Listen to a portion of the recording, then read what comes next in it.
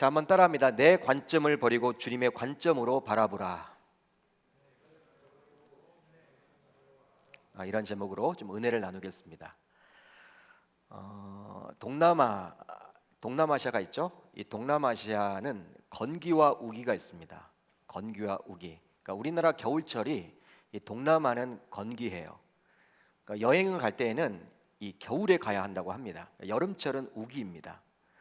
근데 우기에 우리가 휴가를 맞이해서 보통 선교를 떠나기도 하죠. 그런데 선교를 이렇게 동남아시아로 우기 때 떠나게 되면 선교사님들이 항상 부탁을 하는 게 있어요. 요구를 하는 게 있습니다. 바로 무엇이냐면 꼭 우유를 챙겨 오라는 거예요. 목사님, 우리 성도님들에게 팀원들에게 꼭 이야기를 해서 이 여름철에는 막 수시로 비가 오니까 우유를 꼭 챙겨 오시면 좋겠습니다. 실제로 저도 인도네시아 단기 선교 중에 직접 경험을 했는데요. 아침에 일어났어요. 새벽에 일찍 일어났는데 35도더라고요. 야, 그 새벽에 땀이 여러분들 확 나고 또 하늘은 굉장히 여러분 맑고 구름 한 점 없는 그러한 맑은 날씨입니다. 굉장히 덥고 끈적끈적하고 한번 떠올려 보세요. 그런 날씨예요. 그런데 사역을 하다 보니까 갑자기 먹구름이 몰려와서 한두 시간씩 비가 무섭게 막 쏟아지는 거 있죠. 막 비가 내려요, 여러분.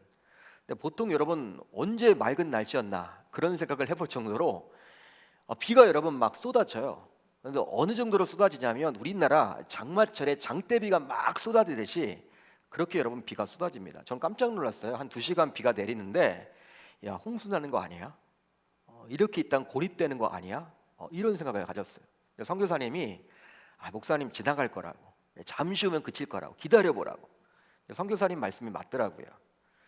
이렇게 비가 내리고 나면 또 언제 비가 내렸느냐라는 식으로 하늘이 다시금 맑아집니다. 쾌창해져요. 쨍쨍합니다. 그러면요, 이 비 왔던 것들이 또 다시 맑아져요. 마르게 되죠. 정말 변덕스러운 날씨를 하루에도 몇 번씩 보게 됩니다. 그러기에 사역하는 데 있어서 우산은 거추장스럽기 때문에 우유를 준비하라고 선교사님들은 이야기를 하는 것이죠. 비가 올 때마다 우산을 꺼내가지고 막 들고 다니면서 이렇게 할 수는 없잖아요. 근데 우유는 여러분 접었다가 바로 입으면 되니까 우유를 꼭 준비하라고 하는 것이죠.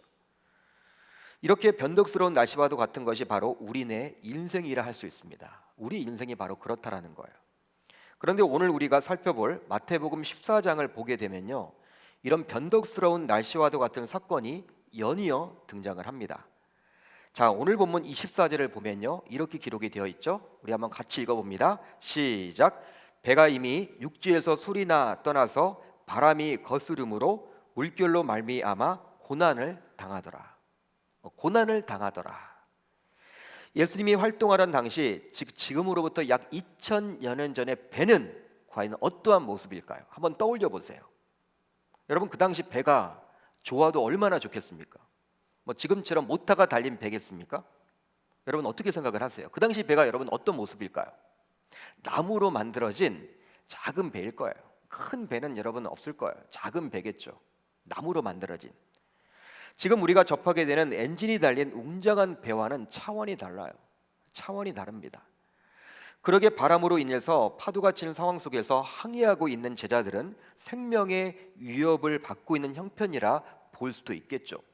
바람만 불면요, 확 여러분 뒤집어질 것 같은 그런 배의 모습.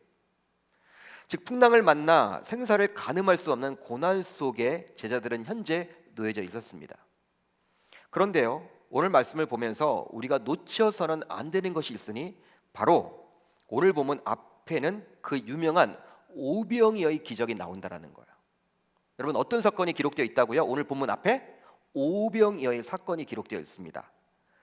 제자들은 떡을 떼어주고 떼어주어도 떡이 줄어들지 않는, 즉 평생 잊을 수 없는 이적을 경험하고 있었던 거예요. 여러분 그런 이적이 굉장하지 않습니까? 여러분 오병이어 5개 여러분 떡과 물고기 2마리로 남자 장정만 5,000명을 먹이신 그 사건, 예수님께서 직접 나눠준 것이 아니라 제자들에게 나눠주라고 했거든요. 떡을 들고 와서 여러분 계속 떼어내주는데 그 떡이 여러분 계속 있는 거예요, 손 위에. 여러분 굉장히 황홀하겠죠. 그런 놀라운 이적을 지금 경험했습니다. 말로 표현할 수 없는 황홀한 사건을 직접 경험한 것이죠. 그렇게 놀랍고도 감격스러운 사건을 경험한 지 얼마 지나지 않아서 즉 몇 시간 지나지 않아서 오늘 본문이 나오는 거예요. 오늘 본문을 통해서 보면 제자들은 현재 죽을 고생을 하고 있는 것입니다. 여러분, 이것이 바로 우리네 인생이란 거예요. 저와 여러분들이 살고 있는 삶입니다. 그러게 혹시 지금 하고 있는 일이 너무나 잘 풀린다 하더라도 너무나 우쭐대지 않았으면 좋겠어요. 왜냐하면 잠시 후에 어떤 풍랑이 몰아닥칠지 모르기 때문에. 그게 여러분 우리 인생이에요. 한편 지금 여러 어려움으로 인해서 오늘 본문에 나온 제자들과 같이 고난 가운데서 하루하루 힘겹게 버티고 있더라도 너무 절망하지 말기를 바랍니다. 왜 그렇습니까? 온 대지를 적시는 비가 내렸지만 언제 비가 내리느냐라는 식으로 맑은 하늘을 볼 수 있다라는 거예요. 그런 날이 또 올 수도 있기 때문에 그럴 필요가 없다라는 것이죠. 실제로 우리네 인생에 대해서 다윗은 다음과 같이 말씀을 하고 있죠. 바로 시편 103편 15절 16절. 인생은 그 날이 풀과 같으며 그 영화가 들의 꽃과 같도다. 그것은 바람이 지나가면 없어지나니 그 있던 자리도 다시 알지 못하거니와. 인생이 여러분 무엇으로 비교를 해주고 있습니까? 풀과 같다. 그리고 들의 꽃과 같다. 여러분 들의 꽃 한번 생각을 해보세요. 이거 한철이죠, 한철. 여러분 이 안양천 주변에 이 벚꽃이 여러분 피었던 시절이 벌써 여러분 오래되었잖아요. 3월 말 4월 초 그때는 여러분 굉장히 벚꽃이 오래 갈 것 같았는데 지금 보면요 언제 벚꽃이 피었나 그런 생각을 해보게 돼요. 또 솔로몬도 다음과 같이 인생에 대해서 말씀해주고 있습니다. 전도서 7장 14절인데요 이렇게 기록이 되어 있더라고요. 형통한 날에는 기뻐하고 공고한 날에는 되돌아 보아라. 이 두 가지를 하나님이 병행하게 하사 사람이 그의 장래일을 능히 헤아려 알지 못하게 하셨느니라. 여러분 잘 보세요. 형통한 날이 있고 우리 인생을 보면 어떤 날이 있다? 공고한 날이 있다. 다윗과 솔로몬 모두 우리 인생의 무상에 대해서 이야기를 합니다. 인생 무상에 대해서 지금 말해주고 있어요. 즉 형통한 날도 있고 공고한 날도 있다라는 것이죠. 살다 보면. 그런데 우리 인간은 피조물인 우리 인간은 하나님이 알도록 허락하지 않았다라는 거예요. 예측이 불가능하다라는 거예요. 언제 형통한 날이 될 것인지 언제 공고한 날이 될 것인지 저와 여러분들은 예측이 불가능하다라는 거예요. 지금 우리가 겪고 있는 이 코로나19의 상황도 이 세상 어느 누구도 예측하지를 못했던 재앙 아닙니까? 여러분 그렇게 생각하지 않으세요? 최첨단을 달리고 있는 우리들, 이 핸드폰 하나면 뭐든지 다 할 수 있는 이 시대를 우리가 살고 있지만 여러분 예측이 안 되는 거예요. 코로나가 언제 끝날지도 몰라요. 우리는 실질적으로 그렇습니다. 치료제가 개발이 된다 하지만 실질적으로 그 약이 투여되었을 때 낫는 분들이 있고 또 못 낫는 분들도 있을 거예요. 또 가장 중요한 백신은 언제 개발될지 아직도 몰라요. 이런 상황이 언론 보도에 따르면 예측을 다 하는 거죠. 3, 4년으로 갈 수 있다. 5, 6년이 갈 수 있다. 영원히 종식되지 않을 수 있다. 이렇게 말하는 분들도 있어요. 솔직히. 그러기에 우리는 주어진 하루하루를 감사하며 살아가야만 합니다. 너무 들떠서 기뻐할 필요도 없고 너무 낙심할 필요도 없다라는 거예요. 그런데 저는 오늘 말씀을 좀 깊이 보면서 두 가지 의문이 생겼어요. 두 가지 의문. 우선 제자들이 예수님의 말씀에 순종해서 배를 탔는데 왜 감당하기 힘든 고난을 당하게 되었는가? 여러분 말씀에 순종해서 배를 탔잖아요.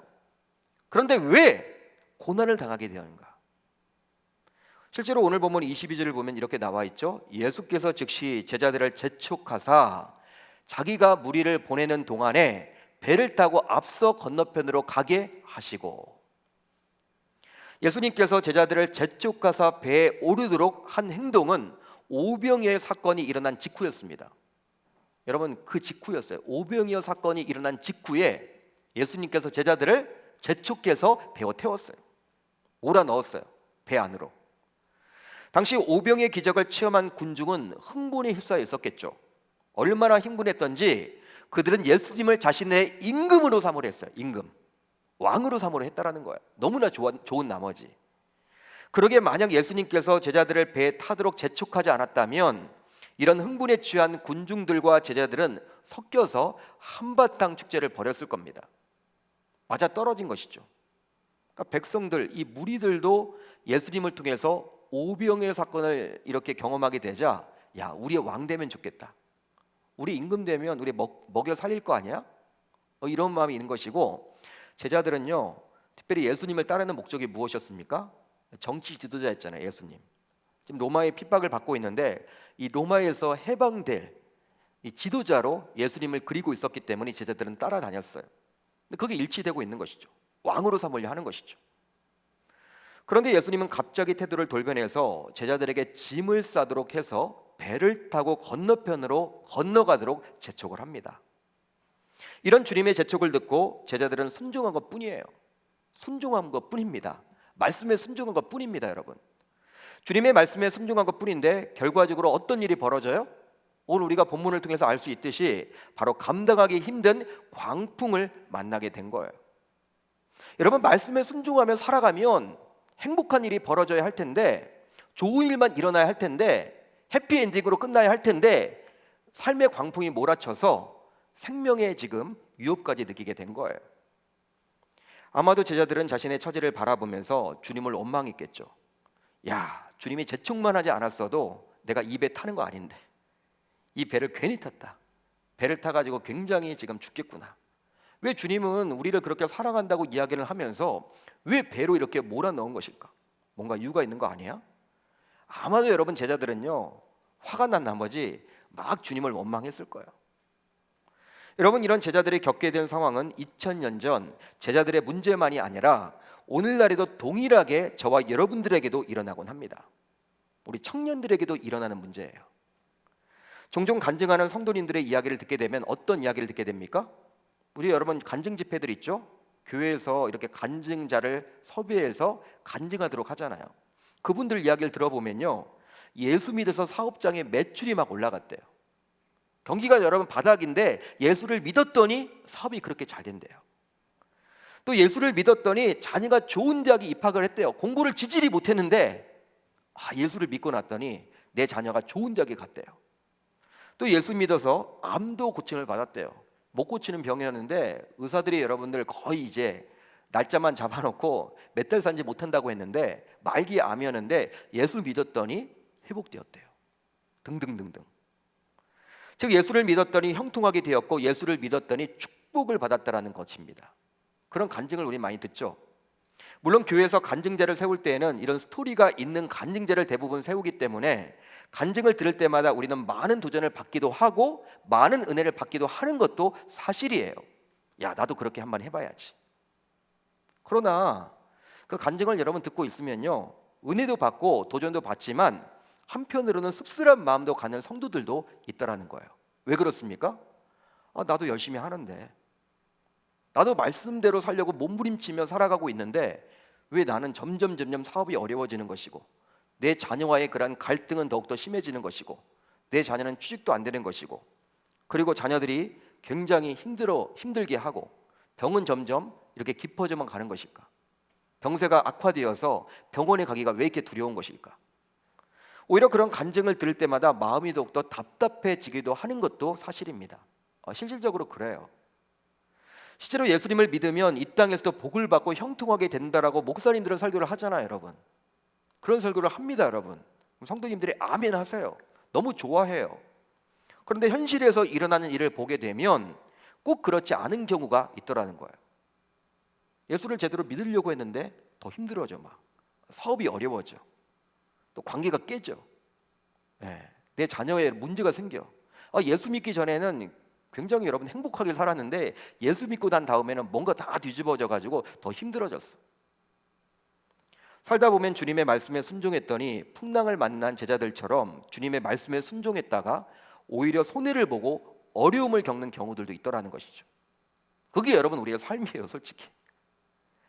또 한 가지 의문은 무엇이냐면, 제가 한 가지 의문을 말씀드렸죠. 또 한 가지 의문은 무엇이냐면, 제자들이 풍랑을 만났을 때 예수님의 행동을 이해할 수가 없습니다.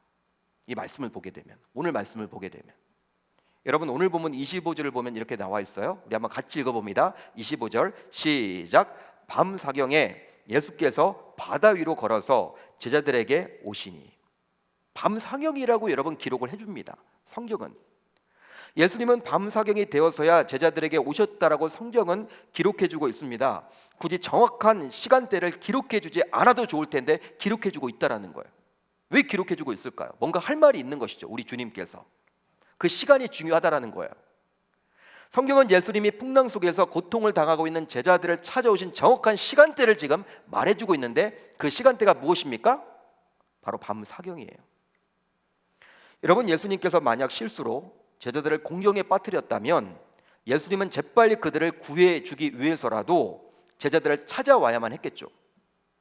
실수를 했다면, 물론 예수님은 실수하실 분이 아니지만 실수를 했다고 치면 배에 여러분 올라 태우지 말아야 되는데 재촉해서 올라 태웠잖아요. 그걸 실수로 본다면, 물론 실수가 여러분 없는 분이시지만 실수로 본다면 여러분 위기를 당했을 때 제자들을 빨리 구해야 될 거 아니에요. 그게 여러분 상식 아닙니까? 그런데 예수님은 밤 사경이 되어서야 제자들을 찾아오게 됩니다. 여기에 나와 있는 이 밤 사경은요, 몇 시를 뜻하냐면 새벽 3시부터 새벽 6시 사이예요. 3시간을 가리켜서 밤 사경이라고 이야기를 합니다. 그렇다면 제자들은 언제 풍랑을 처음 만나기 시작했을까요? 여러분, 제자들이 풍랑을 만났다라고 오늘 본문은 이야기를 하는데 언제 여러분 처음 만났습니까? 풍랑을? 성경은 말해주고 있지 않아요. 우리가 병행 구절들을 살펴봐도 언제부터 풍랑이 시작되었다라고 말해주지 않습니다. 그러나 성경 말씀을 통해서 대략 추측은 해볼 수 있다라는 거예요. 오늘 말씀과 병행 구절인 요한복음 6장 16절을 보면 이렇게 나와 있습니다. 저물매 제자들이 바다에 내려가서.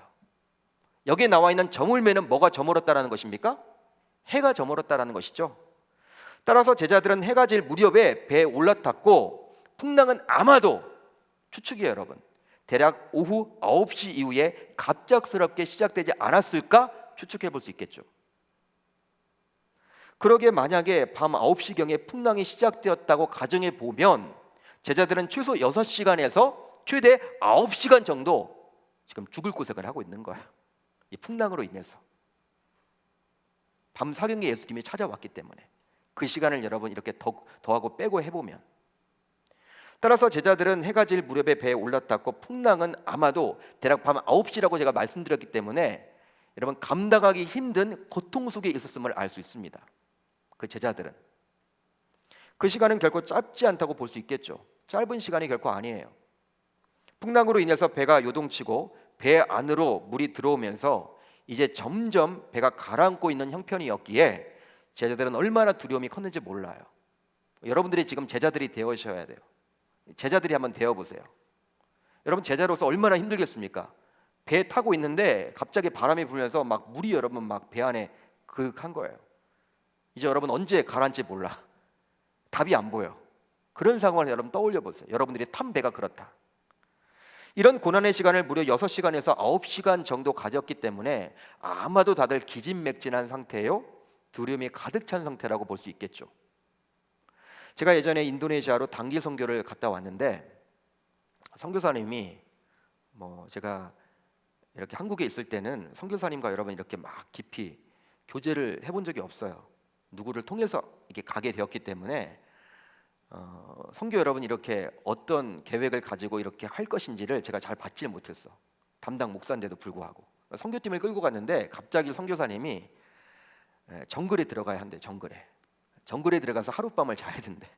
거기에 사역지가 있대. 거기까지 가는데 안 간다고 할 수도 없잖아요. 가겠다 했죠. 괜히 갔어요. 너무 힘들어요. 한 2시간을 이 작은 배를 타고 나무로 만든 배인데 모터는 뒤에 달려 있더라고요. 달아놓은 것 같아요. 조립한 것 같아. 근데 여러분 정말 작은 배인데 그 배를 타고 정글에 들어갔습니다. 바다를 통해서 말라카 해협이 있죠. 인도네시아 여러분 말라카 해협이 있습니다. 해적들이 많이 나오는 그 말라카 해협에 있는 정글에 들어갔는데 큰 배가 지나가면요, 바다니까 큰 배가 여러분 많이 지나가잖아. 큰 배가 지나가면요, 이 여러분 계속 막 흔들 거려요. 배가 뒤집어질 것 같아. 또 구명조끼도 주지 않아요. 구명조끼도 여자들만 주더라고요.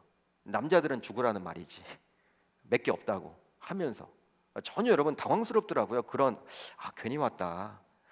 잘못하면 순교하겠다. 이 단기 선교 왔다가 순교하면 안 되는데 별 생각이 여러분 다 들더라고요. 여러분 제가 그때 힘들었던 한 2시간 동안에 굉장히 여러분 무서웠거든요.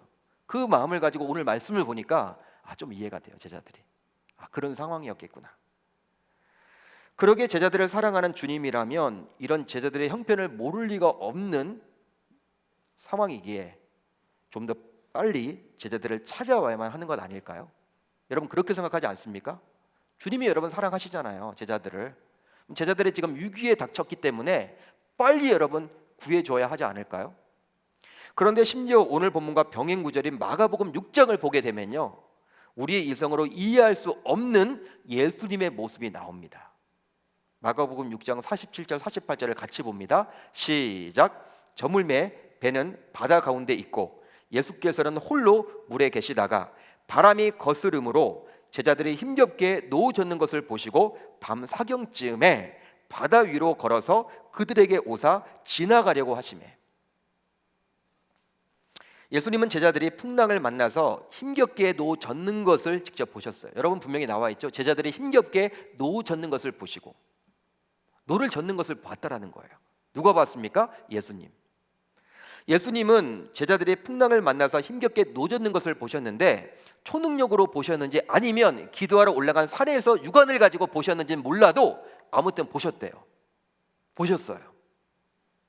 마가는 그렇게 기록을 해주고 있죠. 그러기에 우리는 성경이 다음과 같이 기록되기를 기대합니다. 제가 여러분 한번 이렇게 적어봤어요. 성경이 이렇게 기록되면 좋겠어요. 예수께서는 홀로 물에 계시다가 바람이 거스름으로 제자들이 힘겹게 노젓는 것을 보시고 밤 사경이 아니라 즉시 바다 위로 걸어서 그들에게 오사. 이게 맞는 말 같아요, 여러분. 마가복음이 잘못된 것처럼 보여요. 왜? 예수님이 직접 보셨잖아. 지금 힘들어하는 것을. 제자들이 지금 배가 지금 흔들려가지고 뒤집혀질 그 위험 속에 처해 있음을 보았기 때문에 우리가 아는 예수님은 어떤 분이에요? 사랑이 많으신 분이기 때문에 즉시 그 문제에 개입하셔야죠. 근데 성경은 그게 아니에요. 즉시가 아니라 밤 사경. 그뿐만이 아닙니다. 다시 한번 마가복음 6장 48절을 보면 이렇게 나와 있어요. 바람이 거스름으로 제자들이 힘겹게 누워 젖는 것을 보시고 밤 사경쯤에 바다 위로 걸어서 그들에게 오사 어떻게 했어요? 지나가려고 하시매. 예수님이 그리 했다라는 거예요. 심지어 우리 주님은 밤 사경, 즉 풍랑이 일어난 지 오랜 시간이 지난 다음에 제자들에게 오면서도 제자들의 형편을 모른 척하고 지나치려고 했다라는 거예요. 그게 마가의 기록이에요. 여러분 이 말씀이 과연 이해가 가십니까? 여러분들이 알고 있는 하나님이 이러한 분이세요? 우리를 외면하시는 분이세요? 우리가 힘들고 어려운데 우리를 외면하시는 분이 하나님이십니까? 그러게 우리들은 다음에 말씀을 기대하겠죠. 제가 한번 적어봤어요. 바람이 거스름으로 그 제자들이 힘겹게 누워 젖는 것을 보시고 즉시 바다 위로 걸어서 그들에게 오사 그들을 풍랑에서 구해내시니라. 저는 이걸 여러분 더 원해요. 이것이 여러분 맞는 것 같아요. 성경은 이렇게 기록되어 있지 않아요. 모른 척하고 지나가려고 했대 예수님이. 그런데 우리가 실제 삶의 어려움을 경험하게 되면요, 오늘 말씀에 나오는 제자들의 어려움을 외면했던 주님이 동일하게 나의 고난을 방관하는 것처럼 느껴질 때가 굉장히 많다라는 것이죠. 정말 새벽마다 빠지지 않고 눈물로 기도하고 금요성령 집회에 나와서 목 놓아 울며 부르짖고 기도하는 분들이 있습니다. 우리 교회 내에도. 새벽에 정말 안 빠져요. 진짜 이분은 몸도 안 아프신 것 같아. 웬만해서는 여러분 새벽 예배 안 빠져. 가장 일찍 오셔서 부르짖고 기도해요. 금요성령 집회에 나와서 하나님 앞에 눈물 콧물 다 쏟습니다. 남편의 구원을 위해서, 부모의 구원을 위해서, 자녀의 변화를 위해서 육신의 연약함을 치유해달라고 부르짖어요. 그렇지만 어떨 때는 허공에다 기도하는 것처럼 느껴질 정도로 아무런 응답이 없는 경우가 있더라는 것이죠. 조지 밀러라는 사람이 있죠. 여러분 조지 밀러 들어보셨죠? 5만 번 기도 응답을 받았대요. 몇 번 기도 응답을 받았어요? 5만 번. 대단하죠, 여러분? 이런 여러분 자서전을 보면요, 막 찢어버리고 싶어. 나는 5번도 응답받지 못했는데 이 5만 번을 응답받아? 이거 뭐야? 막 책을 던져버리고 싶어. 화가 나, 여러분. 막 그런 책을 보면. 지금 말씀에 대해 순종했음에도 불구하고 왜 고난을 만나게 되는 건가? 나는 말씀대로 살려고 몸부림치고 있는데, 여러분 청년들도 마찬가지 아닙니까? 지금 여러분들의 세상 친구들은 어디에 가 있나요? 이 자리에 나와 있지 않잖아요. 뭐 놀러 가고 자기를 위해 헌신하고 자기를 위해 희생하고 뭐 다 하겠죠, 여러분. 공부하는 친구도 있겠고 자기 자신에게 투자를 하겠죠. 나는 근데 하나님의 말씀대로 살려고 몸부림치기 위해서 이 자리에 나왔어. 내가 여러분 잘 되어야 될 거 아니야. 근데 왜 나에게 고난이 있는 걸까? 또 고난 속에 있는 상황을 우리 주님은 왜 그냥 보고만 있는 것일까? 분명히 나를 구해 주셔야죠. 하나님, 내가 이렇게 힘들고 어려운데 나를 좀 봐주세요. 이렇게 부르짖어도 하나님 없는 것 같아. 오늘 본문을 읽고 또 읽고 묵상하고 생각해도 그 이유를 알기가 결코 쉽지 않아요. 그 이유를 알기가 결코 쉽지 않습니다. 그런데 이번 한 주 동안 말씀을 제가 묵상하면서 다음의 구절이 저의 눈에 띄게 되었어요. 바로 마태복음 14장 13절이에요. 우리 한번 같이 읽어봅니다. 이 구절 같이 봅니다. 시작. 들으시고 배를 타고 떠나사 따로 빈들에 가시니 무리가 듣고 여러 고을로부터 걸어서 따라간지라. 아멘. 이 부분이 여러분 지금까지 눈에 안 들어왔는데 이번 주에 들어오는 거예요. 여러분 이 부분을 잘 보세요. 이 구절을 잘 보세요. 이 말씀을 보고 또 23절을 보면 한 가지 동일한 단어가 나옵니다. 그러니까 13절과 23절에 같은 단어가 하나 나와요. 우리 23절을 봅니다. 무리를 보내신 후에 기도하러 따로 산에 올라가시니라. 저물매 거기에 혼자 계시더니.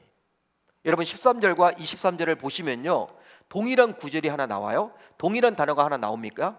무엇입니까? 바로 따로라는 단어예요. 따로. 한번 따라합니다. 따로.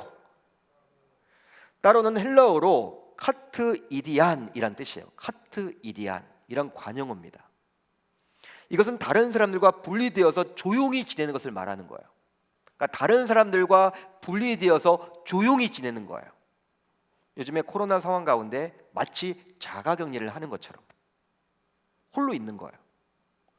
여러분 인간적인 관점으로 보게 되면요, 우리 인간의 생각으로 보게 되면요, 예수님은 공생의 사역 중이기에 따로 계시는 것보다는 오히려 많은 사람들을 적극적으로 만나야만 합니다. 사람들을 만나야 해요. 여러분, 예수님이 하나님의 나라의 복음을 전하기 위해서 성육신 하셨기 때문에 한 사람이라도 더 많이 만나야 돼. 그게 여러분 효율적이죠. 효과적이죠. 그것이 자신의 사명을 빨리 이룰 수 있는 보다 효율적인 방법이요 효과적인 방법이라고 여길 수 있어요. 사람들을 만나야 돼요, 예수님은. 그런데 오히려 오병이의 기적을 베풀기 전에 예수님께서는 의도를 가지고 따로 빈들에 들어가셨어요. 그것도 배까지 타고 나서. 배까지 여러분 타고 빈들에 들어가셨습니다. 따로. 물론 남자 장정만 5천 명이 예수님의 소문을 듣고 그 빈들까지 쫓아오게 되어서 오병이의 사건이 일어나게 되었습니다. 근데 여러분 우리의 관점으로 보게 되면요, 이거 이해가 되지 않는 내용이에요. 말이 안 되는 것이죠. 왜 따로 있어? 사람들을 많이 만나야지.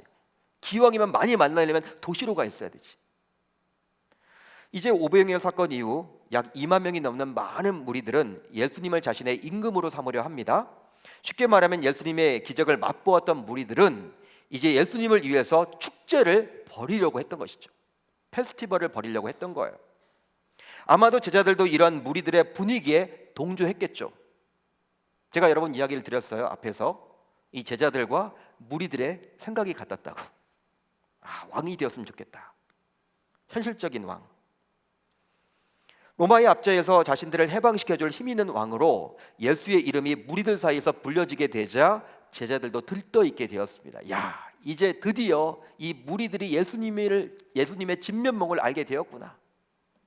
야, 이제 금방 예수님 왕 되겠다. 지극히 인간적인 관점으로 보게 되면요, 예수님은 그 현장을 떠나기가 결코 쉽지 않았습니다. 쉽지 않아요, 여러분. 쉬운 일이 아니에요.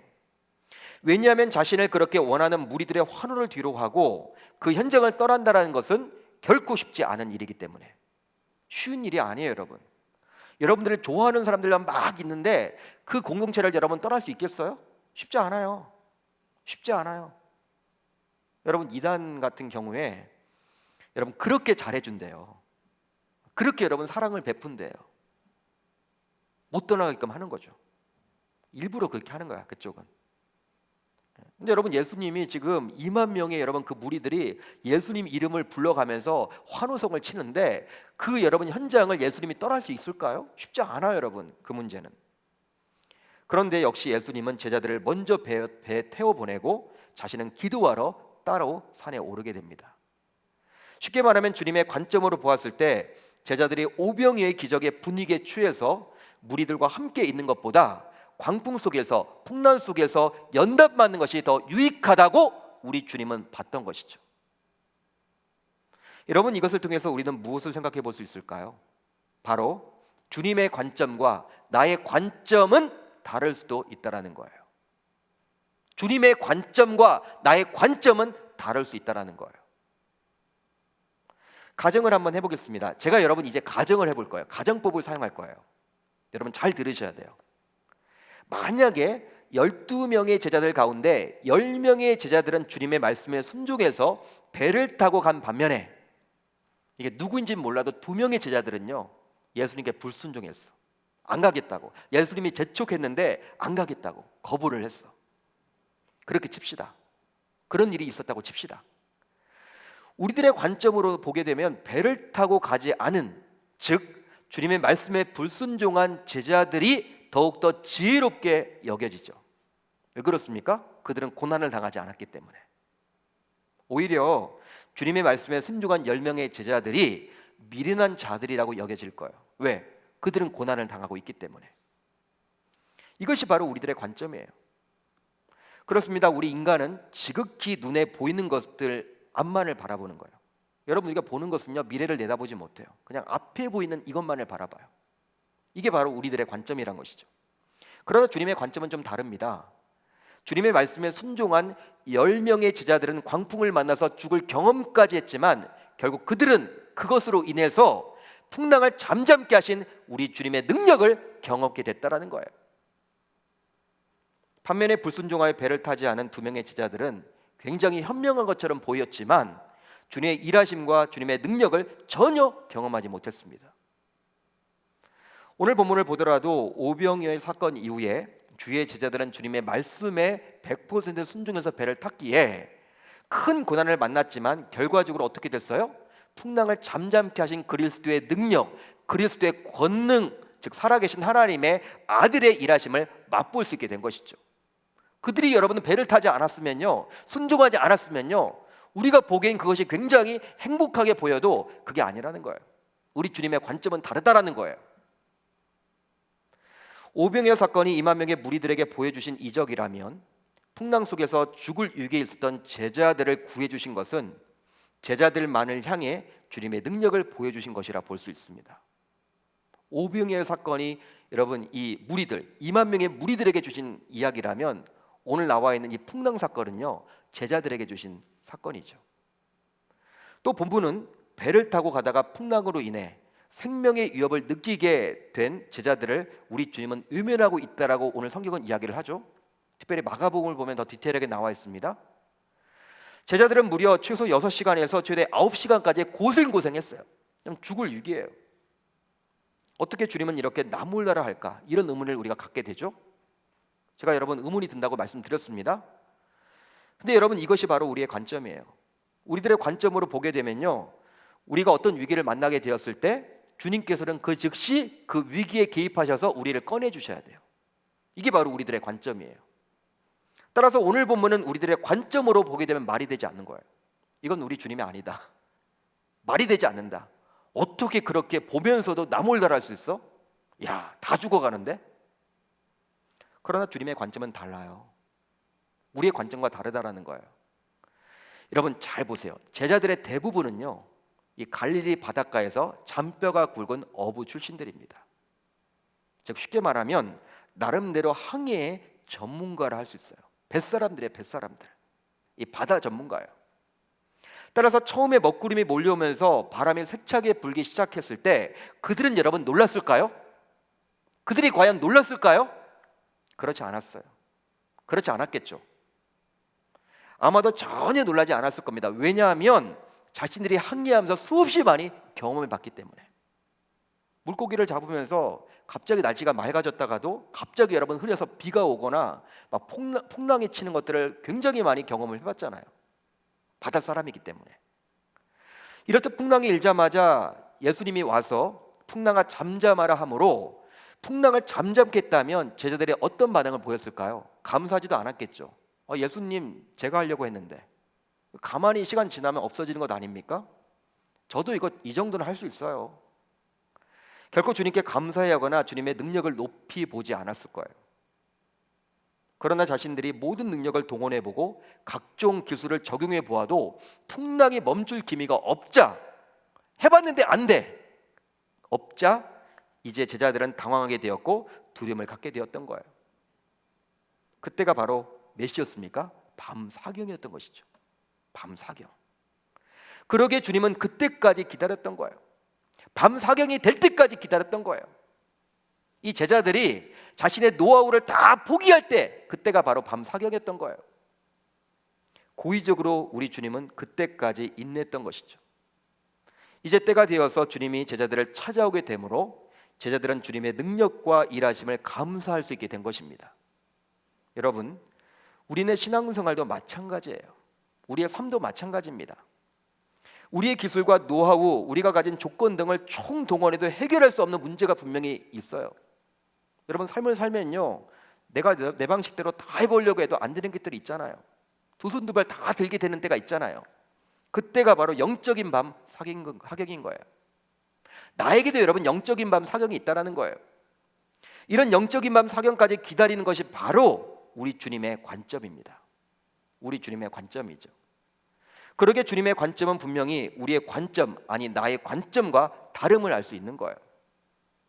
이렇듯이 신앙생활을 하는 내내 우리가 매일매일 싸워야 할 것은 나의 관점을 하나님의 관점 앞에 굴복시키는 것입니다.